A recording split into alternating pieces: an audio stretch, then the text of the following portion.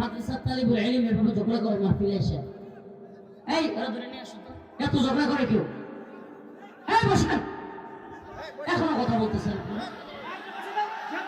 মাহফিলের আদব বোঝা রাখে না, কিচ্ছু বুঝে না। আমার কথা বলতেছেন কেন? এই যেটা কথা বলে এটা ধরে নিয়ে আসবেন একবার। এই বসে চুপ করে।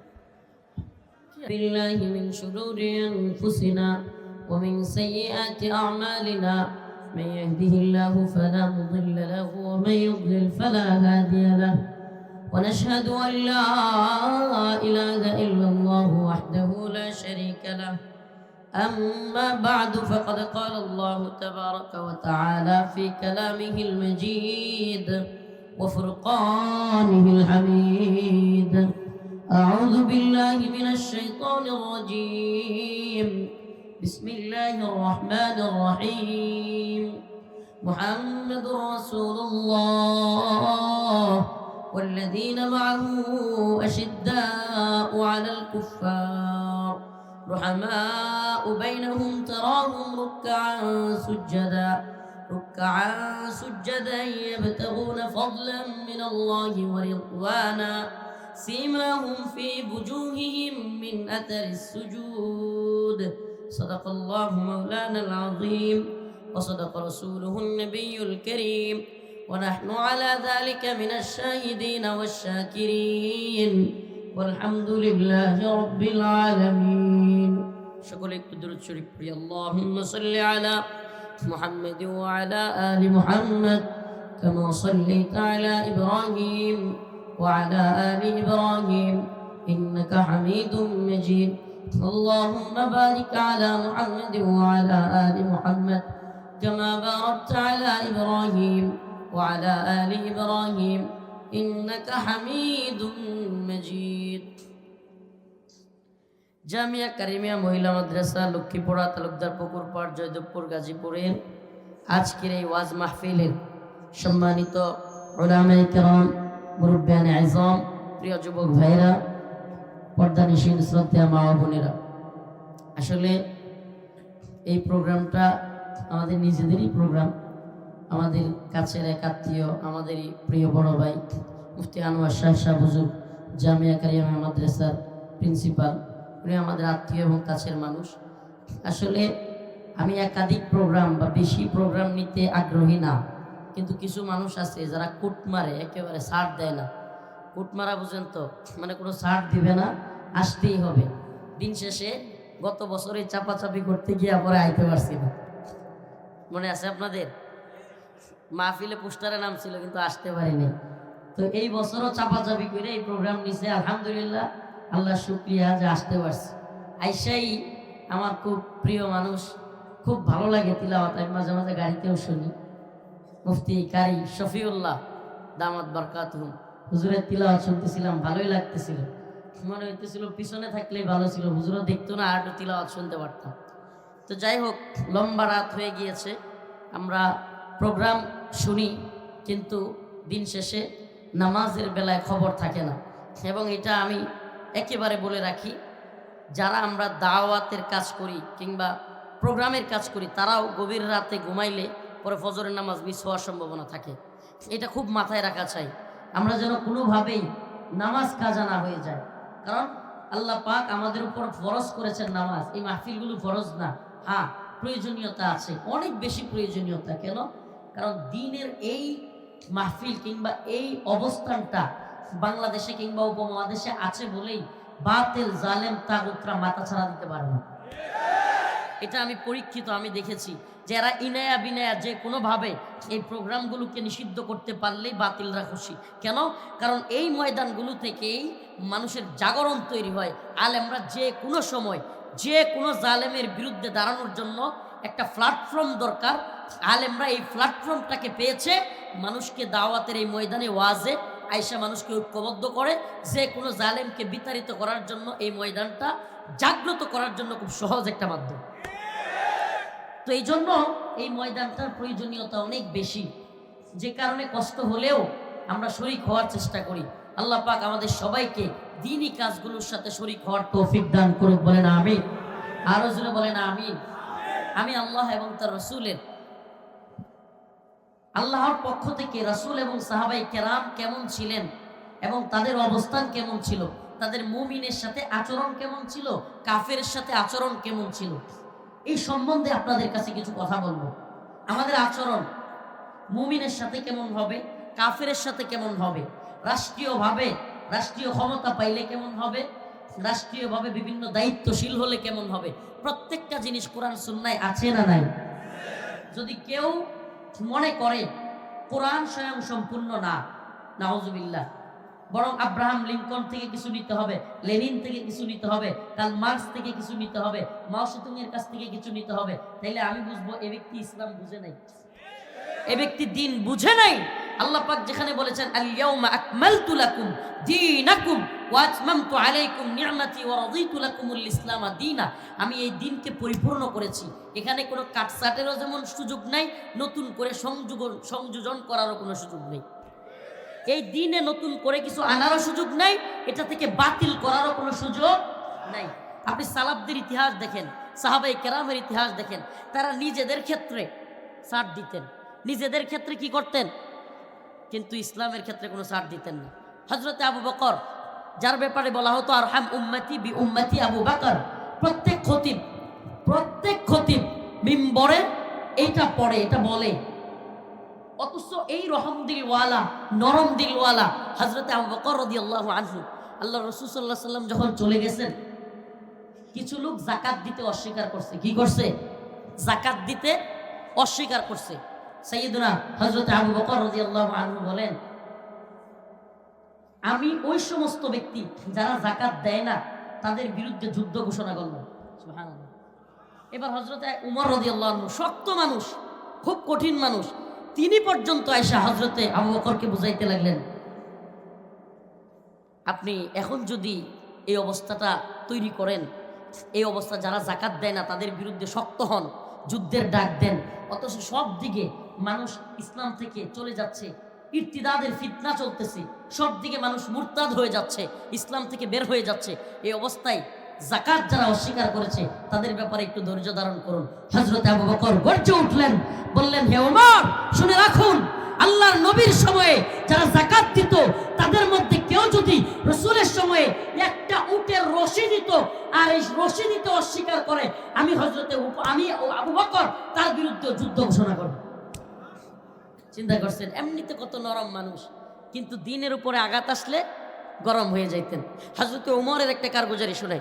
ওমর রাদিয়াল্লাহু আনহু, যার ব্যাপারে রাসূল বলতেন, আমার পরে যদি কোনো ব্যক্তি নবী হয় তাহলে সেটা হইতেন হযরত ওমর। সুবহানাল্লাহ। লাউ কানা বাদি নবিয়ান লাকানা ওমর, যে ওমর রাদিয়াল্লাহু আনহুর ব্যাপারে বলা হয় যে রাসূলের পরে কেউ নবী হলে কে হইতেন? হযরত ওমর।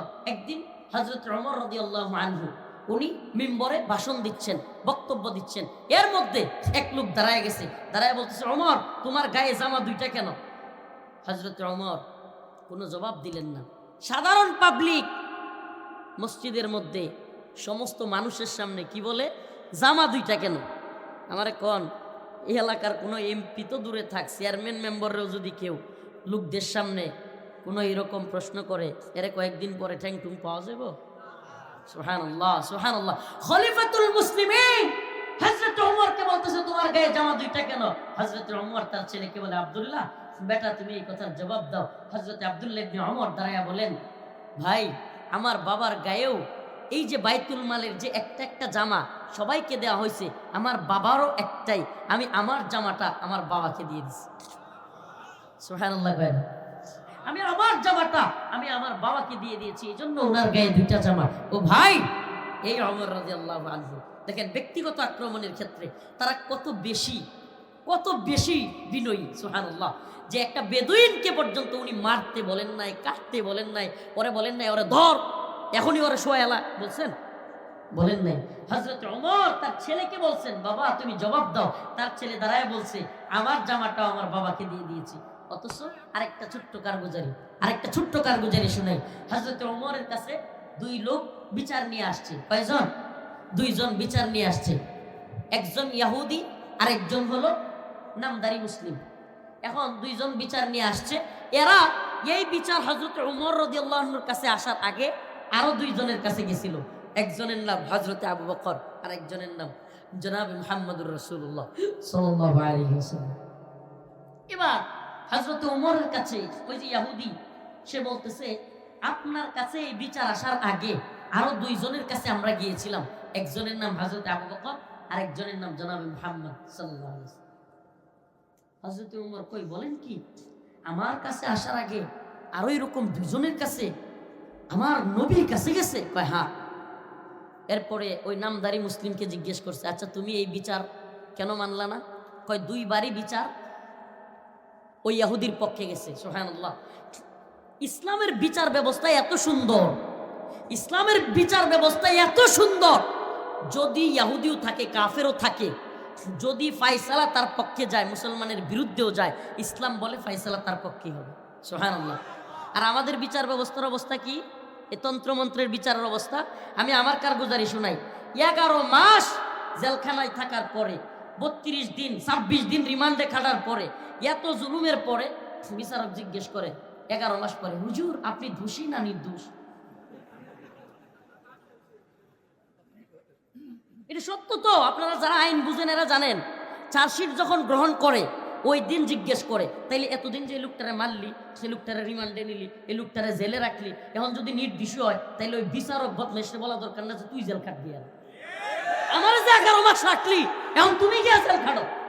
এর কোন বিচার ব্যবস্থা? 11 মাস পরে বলতেছে আপনি দোষী না নির্দোষ। তো দোষী না নির্দোষ এটা জানার আগেই 3-4 বছর, এমনকি এমনও বন্দি আমরা পেয়েছি 10 বছর চলে গেছে, এখনো পর্যন্ত দোষী না নির্দোষ তার বিচারই হয়নি। আমার কে বলেন, এটা কি তামসা না? বিচারের নামে এটা তামাশা না? কোরআন সুন্নাহর বিচার ব্যবস্থা লাগবে। আমাদের কি লাগবে? কথা কয় না, কি লাগবে? সব কিছুতে এই কনসেপ্ট, ও ইমাম ভাই, ও খতিব ভাই, ও দাঈ ভাই, বক্তা ভাই, মুসলিম তুমি যদি দ্বীনের দরদি হয়ে থাকো, প্রত্যেকের একটাই দাবি হওয়া দরকার। এটা রফিকুল ইসলাম মাদানির বক্তব্য নয়, প্রত্যেকের কথা হওয়া দরকার। আমাদের ইসলামী শরিয়া লাগবে, কোরআন সুন্নাহ অনুযায়ী সমস্ত বিচার ব্যবস্থা, শাসন ব্যবস্থা লাগবে। আমাদের দাবি একটাই। আজকে আপনাদেরকে বলি, এই যে গার্মেন্টস, সোয়েটার ফ্যাক্টরি, এই সমস্ত ফ্যাক্টরিগুলোতে আন্দোলন কেন? এরা কোটি কোটি টাকা, যাদের শ্রম ঘাম, যাদের মজুরি, যাদের কষ্ট আর মেহনতে এই ফ্যাক্টরি দাঁড়ালো, তুমি শিল্পপতি হইলা, কোটিপতি হলা, তুমি তাদের মজুরি দিতে চাও না। তোমার মতো ভণ্ড আর কেউ তাদের মজুরি দিতে চায় না। কেন? শরিয়া নাই যে, নাহলে তো পাঁচাই পিডানি হইতো এদেরকে। শরিয়া থাকলে এই সমস্ত ভণ্ডামি চলতো না। রাস্তাঘাট, কাল বাট, স্কুল কলেজের পারলে বাথরুমের, স্কুল কলেজ মাদ্রাসার বাথরুমের কমোড পর্যন্ত খায় না সুরের দল, কমোড পর্যন্ত খায় ফেলে। কমোড তো খাইতে পারে না, টাকাটা খায়। এই খায় কি খায় না? 50 লাখ টাকা বাজেট হয়েছে, 25 লাখ মন্ত্রীর পকেটে, 13 লাখ আরো এমপির পকেটে, আর রয়েছে কত 12 লাখ, 6 লাখ উপজেলা চেয়ারম্যানের পকেটে, বাকি কত বাজেট? আর 6 লাখ। এখন চেয়ারম্যানে কয় আমি একটু ছাড়া দেই, কথা কন না? মেম্বার হেরাও ঘুরতেছে, হেও আর একটা ছাড়া দিব। এই অবস্থায় বাজেট হইতে হইতে আমাদের জায়গায় আসে, আইসা বাজেট কি হয়েছে? হাওয়া। এত মোড়া বাজেট আয়া কেমন হয়েছে? শেষ। কেন হয়েছে? বলে না কেন হয়েছে? ইসলামী শরিয়া নাই। এই কনসেপ্ট মাথায় ঢুকান।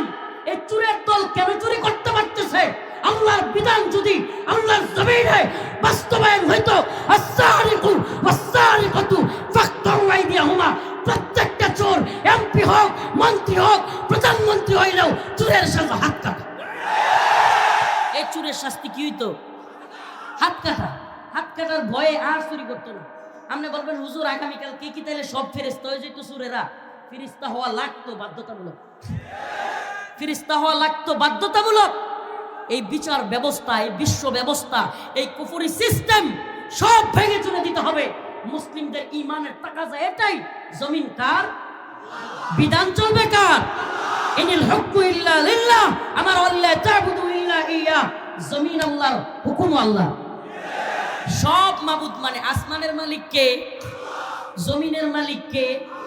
রিজিকের মালিক কে? এখন যখন কয় বিধানের মালিক কে, তখনই সমস্যা। বিধানদাতা কে? মানুষ না আল্লাহ? বিধানদাতা মাবুদ কে? আরে আল্লাহ যদি বিধানদাতা মাবুদ নাই হয়, তাইলে আল্লাহ যে কোরআনে বলতেছে আসমান জমিনের মালিক কেডা, সৃষ্টিকর্তা কেডা, এগুলো মক্কার কাফেররা মানত। ওয়ালা ইন সালতাহুম মান খালাকাস সামাওয়াতি ওয়াল আরদ লা ইয়াকুলুন্না আল্লাহ। আল্লাহ তাআলা বলেন নবী আপনি জিজ্ঞেস করেন তাদেরকে, ওয়ালা ইন সালতাহুম মান খালাকাস সামাওয়াতি ওয়াল আরদ, আসমান এবং জমিন কে বানাইছে, তারাও কয় লা ইয়াকুলুন্না আল্লাহ। আল্লাহ। সমস্যা কোথায় হচ্ছে? যখন রাসূল বলেছে লা ইলাহা ইল্লাল্লাহ, আল্লাহ ছাড়া কোনো মাবুদ নাই, কথা মানতে হবে আল্লাহ, লাত উজ্জার না। সুবহানাল্লাহ। এই যে তখনই পেছ থেকে গেছে, লাত উজ্জারে মানা যাবে না, এটা করা যাবে না, ওইটা করা যাবে না। ইসলাম এত বেশি বাধ্য করে কেন? কি কয়? ইসলাম এত বেশি বাধ্য করে কেন? কুরআন যা বলেছে, রাসূল যা বলেছে, ক্বালু সামি'না ওয়া আতা'না, সে মুসলমান। আল্লাহ বলতেছে মুসলমান কে যে বলবে ক্বালু সামি'না ওয়া আতা'না, আমি শুনলাম এবং মানলাম। আমি কি করলাম? শুনলাম এবং কোনো ব্যাখ্যা নাই। এই যে মহিউদ্দিন কি একটা, আমি জানতে চাই না কি নাম, খালেদ মহিউদ্দিন, দেখলাম শেখুল হাদিস ইবনে শেখুল হাদিস আল্লামা মামুনুল হক হাফিজাহুল্লাহকে জিজিয়া এটা নিয়ে প্রশ্ন কইরা, কর নিয়ে প্রশ্ন কইরা শেখুল হাদিস শেখুল হাদিস আল্লামা মামুনুল হক দামাত বারকাতুহুকে ইনায়া বিনায়া কোরআনের এই অংশটাকে আল্লাহ যেখানে স্পষ্ট বলেছেন, আমাদের কনসেপ্ট একেবারে ক্লিয়ার থাকবে, কোনো কথা নয়। আমাদের ইসলামের অবস্থা, মুসলমানদের অবস্থা নাজুক থাকতে পারে, ইমানের অবস্থা নাজুক হতে পারবে না। আমার কোরআন কি বলছে আমি স্পষ্ট বলবো, এটাই হিকমা। আমার কোরআন যা বলছে এটা বলার নাম কি? এ ভাই ইনায়া বিনায়া ঘুরায়া পেঁচায়া বলার নাম হিকমা না। আমি একটা উদাহরণ দেয় ছাত্র ভাইরা, তোমরা বসছই কেন, উঠতেছই কেন? এই এত রাত পর্যন্ত তারা থাকলোই কেন? ইনায়া বিনায়া ঘুরায়া পেঁচায়া বলার নাম হিকমা নয়। হিকমার একটা ছোট্ট উদাহরণ দিই। মনে করেন আমি একটা ডেলিভারি ম্যান, কি কথা কয় না, কি ডেলিভারি ম্যান, আমার কাছে একটা পণ্য দেওয়া হয়েছে। কি দেওয়া হয়েছে? মনে করেন এই মোবাইলটা একটা পণ্য, এই পণ্যটা আমাকে দেওয়া হয়েছে একজনকে দেওয়ার জন্য, একজনের বাড়িতে নিয়ে যাব। এখন এই পণ্যটা আমি গেছি একজনের বাড়িতে, যাওয়ার পরে দরজাটা খুল, দরজাটা খুল, না তোর জিনিস লয়ে যায়।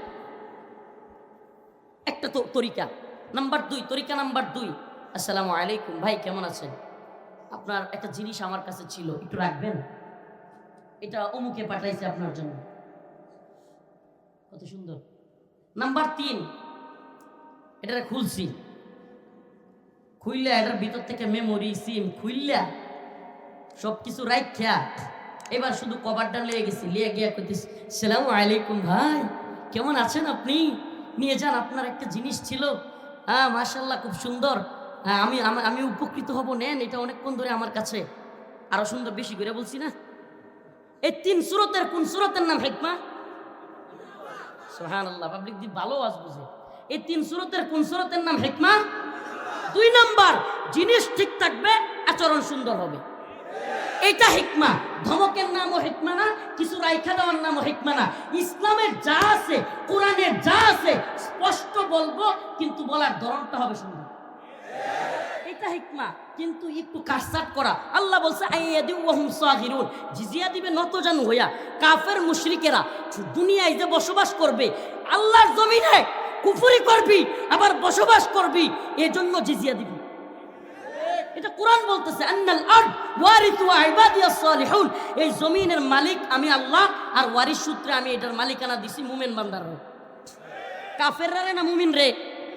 মুমিন বান্দা। আন্নাল আরদ ওয়ারিথুহা ইবাদিয়াস সালিহুন, আমি এই জমিনের মালিক, ওয়ারিস সূত্রে মালিক বানায়া দিছি মুমিন বান্দাদেরকে। তাহলে কাফেররা থাকার জায়গা কই? আল্লাহ কয় কাফেররা থাকতে পারবো, আইয়াদি ওয়াহুম সাগিরুন, নতজানু হইয়া জিজিয়া দিবে। সুবহানাল্লাহ। এখন জিজিয়া কি জন্য? যে ইনায়া বিনায়া যদি বলেন না, জিজিয়াটা মুসলমানরাও যেমন জাকাত দেয়, হেরাও কর দেয় না। মুসলমানের জাকাত আর কাফেরের জিজিয়া এক জিনিস নয়। আরে গোটা পৃথিবীতে ইসলামী হুকুমত নাই, তাইলে কি হয়েছে? আমার ইমান দুর্বল নাকি লিগে? গোটা পৃথিবীর 1 ইঞ্চি ভূমিতে ইসলাম থাকবে না, কিন্তু মুমিনের অন্তরে ইমান থাকবে, ইমানের হালাত শক্ত থাকবে। মুসলমানদের অবস্থা বাজে হইতে পারে, ইমানের অবস্থা বাজে হইতে পারবে না। মুসলমানদের কথা একবারে ক্লিয়ার থাকবে, আসসিনু লানা ওয়াল আরাবু লানা ওয়াল হিন্দু লানা ওয়াল কুল্লু লানা। হিন্দ আমাদের, হিন্দুস্তান আমাদের, চীন আমাদের, ইউরোপ আমাদের, আমেরিকা আমাদের, গোটা পৃথিবী মুসলিমদের। এগুলো এরা দখল করছে, ইনশাআল্লাহ ছুটায় ফেলবো। আফগান আমাদের হয়ে গেছে, মালি সুমালি আমাদের হচ্ছে, ইয়ামেন আমাদের হচ্ছে, গোটা পৃথিবী মুসলিমদের পদতলে আসবে যদি ইমানের অবস্থা কঠিন থাকে। ইমানের ক্ষেত্রে কোনো স্থান নয়, আপুস নয়। ও ভাই, পৃথিবীর সব হিন্দু, কাফের, বৌদ্ধ, খ্রিস্টান মুসলমান হয়ে জান্নাতে গেলে আমগর কোনো অভাব পড়বো?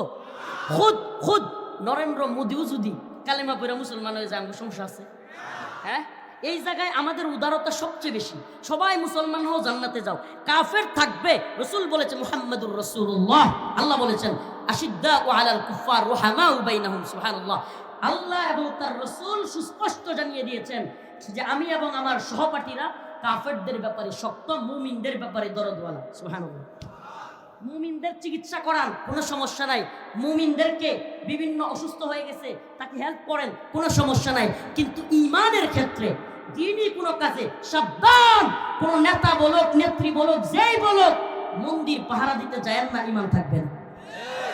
সাবধান হয়ে যান। ঈমান, আমরা ঈমান রক্ষার পাহারাদার। আমরা কি মুসলমানরা কি না মূর্তির পাহারাদার? হ্যাঁ, মূর্তির পাহারাদারি করলে কি হবে? 4 দিন পরে শুনবেন ইন্ডিয়া আমনে আমার লয়ে মজা করতেছে।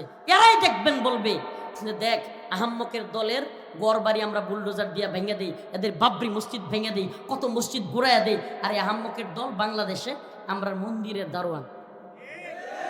এরা বলবে রে ভাই, আপনাকে আমি কখনো হিন্দুদের বাড়িঘর ভাঙতে বলছি না, হিন্দুদেরকে আক্রমণ করেন সেটা বলছি না। তারা তাদের ধর্ম পালন করবে, আমি আমার ধর্ম পালন করব। এখানে ক্লিয়ার থাকতে হবে, সংখ্যালঘু নাম দিয়ে ইসকন চট্টগ্রামে মুসলমানদের বাড়ি ঘরে দোকানপাটে হামলা করেছে। করে কি করে নাই? আমি গেছি ওই দিন আন্দোলনে, ইয়াতে গুলিস্তান। এক সাংবাদিক, কোনো কথা নাই বার্তা নাই, হঠাৎ করে হুজুর আপনারা যে সংখ্যালঘু নির্যাতন হচ্ছে এগুলো নিয়ে তো কিছু বলেন না। আর কোনো কথা নাই বার্তা নাই, ঠেলে দিলাম রেহিটা।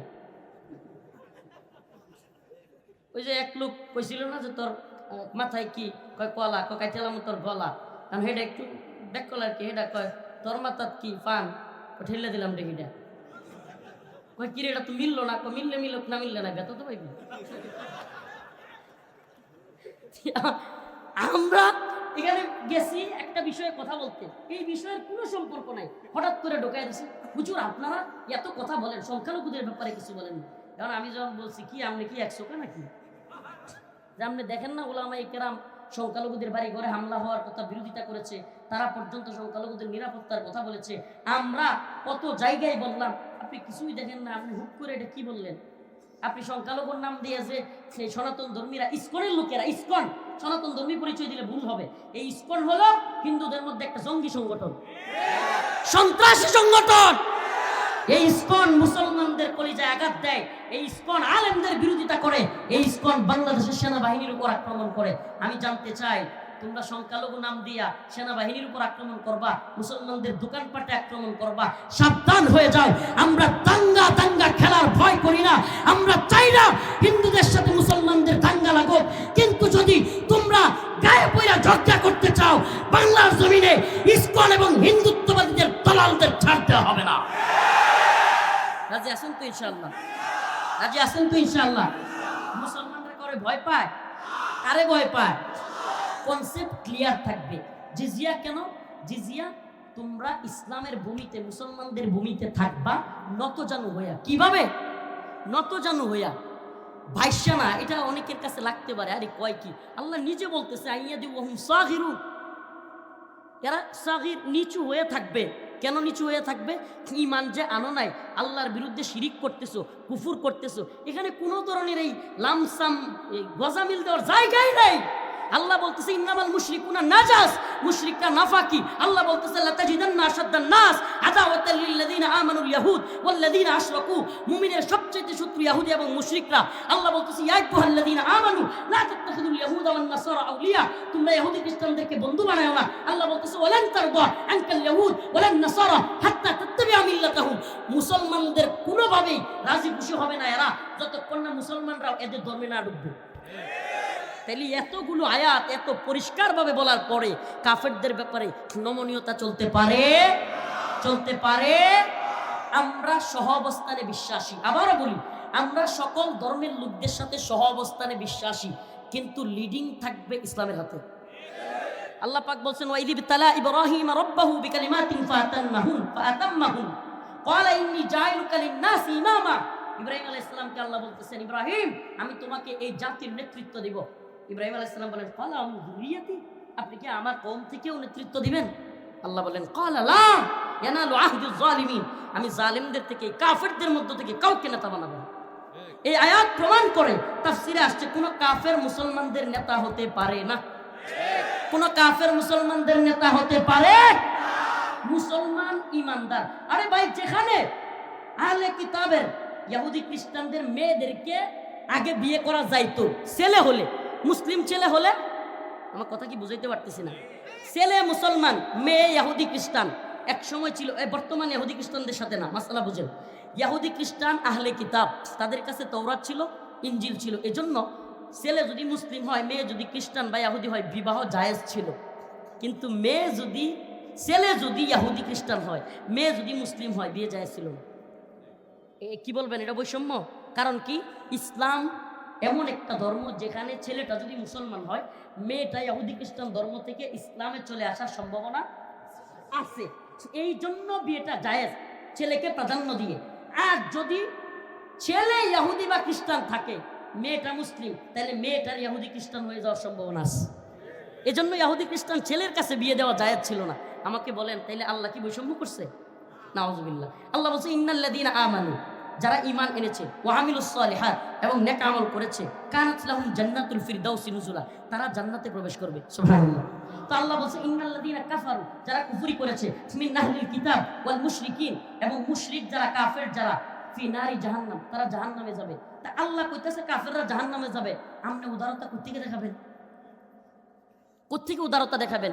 এই উদারতার নামে জালেমদের প্রতি সহানুভূতি দেখানো, মাজলুমদের সাথে গাদ্দারি, এই উদারতা চলতে দেওয়া যায় না, চলতে পারে না। আল্লাহ পাক আমাদের সবাইকে দ্বীনের পথে অটল অবিচল রাখুন।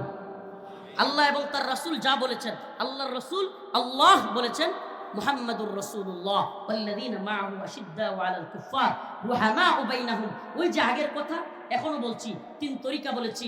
একটা হলো দরজায় গিয়ে ঠাক ঠাক করে ধাক্কা মারা, আরেকটা হলো সালাম দেওয়া, আরেকটা হলো জিনিস ভিতর থেকে রেখে দেওয়া। আমরা জিনিস রেখে দেওয়াতেও বিশ্বাসী না, কট্টরপন্থাও বিশ্বাসী না, আমরা সুন্দরভাবে বুঝাইতে বিশ্বাসী, তবে হক কথাটাকে ঘুরাইয়া পেঁচাইয়া বলতে বিশ্বাসী না। কথা হবে ক্লিয়ার, কিন্তু সুন্দরভাবে। এতক্ষণ যে কথাগুলো বললাম, আল্লাহ এবং তার রাসূলের কাছে আত্মসমর্পণের কথা, এটাই হলো ইসলাম। কোরআন বলতেছে, আল্লাহ বলতেছে, মুমিন কারা? ক্বালু সামি'না ওয়া আতা'না, যারা বলবে আল্লাহ আপনি বলছেন, আমি শুনলাম আর মানলাম, কোনো ব্যাখ্যা নাই। মেয়ে অর্ধেক পাবে, ছেলে দ্বিগুণ পাবে, এটা কেমন ইসলাম? 4টা বিয়ে করা যায়, এটা কেমন ইসলাম? এক বদমাশ আমাকে রিমান্ডে, পল্টনে হুজুর, এসআই, নাম হলো জাহিদ। এই লোক শাইখুল হাদিস ইবনে শাইখুল হাদিস, একাধিক বিয়ে করছে, এটা নিয়ে কথা উঠছে। সে আমার গাইলানো শুরু করছে, এই বেটা তোরা কি এর ফতোয়া দেস? একটাই রাখতারি না, আবার 2টা 3টা, কারবারটা চিন্তা। তুই রাখতারস না, এর লেগে আল্লাহর বিধান কি রহিত হয়ে গেছে গা? শেখ হাসিনা পর্দা করে না, পর্দার আয়াত কি রহিত হয়ে গেছে? বেগম খালেদা জিয়া পর্দা করে না, এর লেগে মনে হয় পর্দা এটা কনফার্ম বাতিল। নাউজুবিল্লাহ। আরে কিটা পর্দা করলো না, কেডা করলো, এটা দেখবার বিষয় না। আল্লাহর বিধান আছে, ছিল, থাকবে। কে 2 বিয়ে করতে পারলো না, করলো না, 3য় বিয়ে করলো না, করতে পারলো না, কে জিহাদ করলো, করতে পারলো না, এটার জন্য কোনো আল্লাহর বিধান রহিত হয় নাই, আছে। আল্লাহ পাক আমাদের বুঝার তৌফিক দান করুন। এরপরে আমি যখন ওই আয়াত পড়ছি, ফানকিহু মা তাবা লাকুম মিনান নিসাই ওয়া মাসনা ওয়া সুলাসা ওয়া রুবা, যে আল্লাহর বিধান এটা, কোরআনের আয়াত এটা, সূরাতুন নিসা, আমার আরো গাইলেন শুরু করছে, এই বেটা ফতোয়া দেস, বদমাশ, গেট খুলে আমার মারতে আসে। নাউজুবিল্লাহ। তাইলে বলেন, আল্লাহর বিধানকে এইভাবে কটূক্তি করলে ঈমান থাকবে? কথা বলেন, ঈমান থাকবে? আল্লাহর বিধানের সামনে মাথা নত করা, আল্লাহ এবং তার রাসূলের কাছে মাথা নত করা, এটাই হলো ঈমানের লক্ষণ। আল্লাহ পাক কবুল করুক, বলেন আমিন।